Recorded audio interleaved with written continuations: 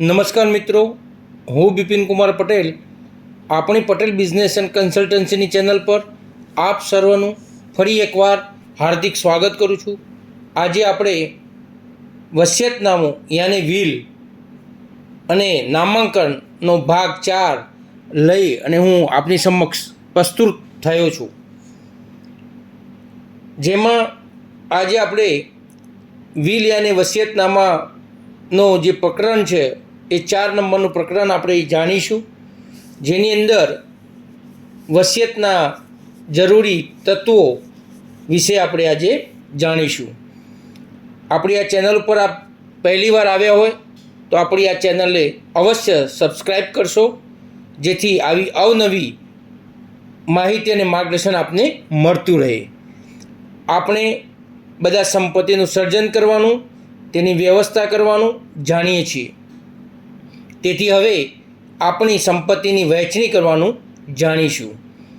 જન્મતા તમામ લોકોનું મૃત્યુ નિશ્ચિત છે, તેથી મૃત્યુ પહેલાં વસિયત બનાવીને આપણે આપણી સંપત્તિનો નિકાલ પૂર્વ નિશ્ચિત યોગ્ય વ્યક્તિ પાસે કરી શકીએ છીએ.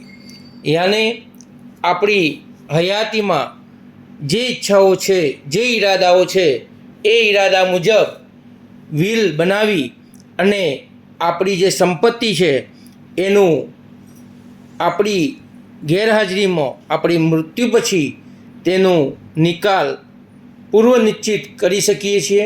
જે આપણે વિલ યાને વસિયતનામા આધારે આપણે આ ક્રિયા કરી શકીએ છીએ. આજે આપણે વસિયતનામું યાને વિલનું પ્રકરણ 4 જાણીશું, જેમાં વસિયતના જરૂરી તમામ જે તત્વો છે તેને આપણે જાણીશું. પ્રથમ, વસિયત લેખિત હોવું જોઈએ. માત્ર મુસ્લિમ કાયદા પ્રમાણે વસિયત મૌખિક હોઈ શકે છે. અન્ય તમામ પ્રસંગોમાં વસિયત લેખિત જ હોવું જરૂરી છે. ઉપર જણાવ્યું તેમ વિશિષ્ટાધિકૃત વસિયત મૌખિક હોઈ શકે છે. યુદ્ધરત સૈનિક કે ખરેખર દરિયામાં રહેલ નૌકાદળ સૈનિક જ વિશિષ્ટાધિકૃત વસિયત બનાવી શકે છે. હવે આપણે જાણીશું મુસ્લિમ મૌખિક વસિયત બનાવી શકે. મુસ્લિમોને તેમના અંગત કાયદા પર્સનલ લો પ્રમાણે મૌખિક વસિયત બનાવવાની છૂટ છે. અન્ય કોઈ કાયદામાં કે વિશિષ્ટાધિકૃત વસિયત સિવાય મૌખિક વસિયત બનાવી શકવાની જોગવાઈ નથી. વસિયત લેખિત જ હોવું જોઈએ. યાને નંબર 2માં આપણે જાણ્યું કે મુસ્લિમ મૌખિક વસિયત બનાવી શકે છે, અન્ય કોઈ બનાવી શકતું નથી. માત્ર વિશિષ્ટાધિકૃત વસિયત બની શકે. હવે નંબર 3, વસિયતનું સ્વરૂપ નિશ્ચિત નથી.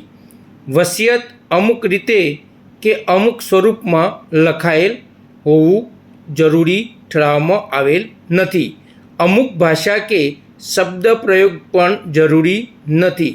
ભાષા અને શબ્દો બને તેટલા સરળ અને કોઈપણ પ્રકારની અલંકારિકતાથી મુક્ત હોવા જોઈએ. કોઈ અન્ય ભાષા નહીં, પણ જે ભાષા હોય સરળ ભાષામાં હોવું જોઈએ. 4, વસિયત પર કોઈ ટિકિટ જરૂરી નથી. વસિયત સ્ટેમ્પ પેપર પર લખાયેલ હોવાનું કે તેના પર અમુક કિંમતની ટિકિટ લગાડેલ હોવાનું જરૂરી નથી.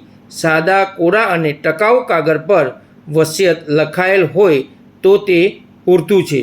યાને વસિયત સાદા કાગળ પર પણ જો લખાયેલું હોય તો એ પૂરતું છે.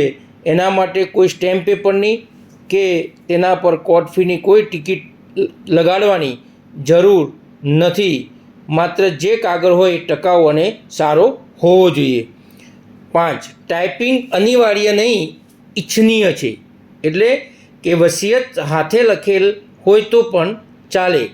વસિયતકર્તાએ પોતાના હાથથી લખેલ વસિયત કાયદેસર છે, ટાઈપ કરવાનું ફરજિયાત નથી. પરંતુ અક્ષરો અવાચ્ય હોય તો ગુંજ પણ ઊભી થાય અને અર્થનો અનર્થ પણ થઈ જવાની સંભાવના રહે છે.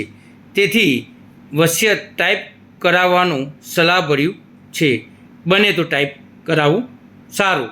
જો આપની આ ચેનલ ઉપર પહેલી વાર આવ્યા હોય તો આપણી આ ચેનલને અવશ્ય સબસ્ક્રાઈબ કરશો અને આ માહિતી જો આપને પસંદ આવી હોય તો આ વિડીયોને વધુમાં વધુ શેર કરજો, તેમજ લાઈક કરો, કોમેન્ટ કરો અને આવી વિવિધ માહિતી મેળવવા આપણી આ ચેનલને અવશ્ય સબસ્ક્રાઈબ કરશો.